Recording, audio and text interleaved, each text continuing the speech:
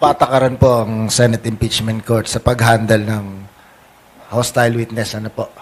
Kanina may nagko-comment si din paano kaya yung hostile judges?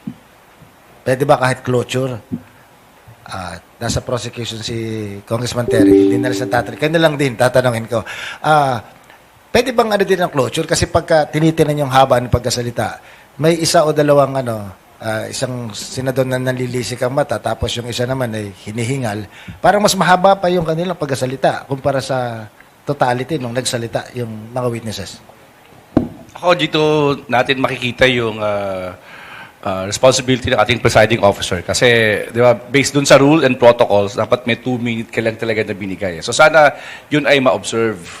No, dahil sabi ko nga kanina, first among equals itong mga senator judges, pero bottom line, for the sake din ng mga Filipino people, at pag sila mismo, no, nandun sila for the longest time, tapos nagtatanong sila ng mga questions na seemingly irrelevant, at wala masyadong kaugnayan dito sa nangyayaring pagtalakay nga ng ebidensya, i-self-police na yung kanilang mga sarili. Pero of course, baka malaking tulong din kung sa mga senator, sa magkaroon ng caucus, halimbawa, ang impeachment court, sa pamamagitan ni Senate President Win Gatchalian at ni Presiding Officer Senator Chis Escudero to remind the protocols and the procedures on as well as the behavior itong impeachment court para po maiwasan na po natin ito. Lalo nga, sabi ko nga kanina, baka itong next week, si Director Matibag, medyo meron na pong mga statement dito si Senator Alan nga, tsaka si Senator Pia, no? So, wala nga po tayong hostile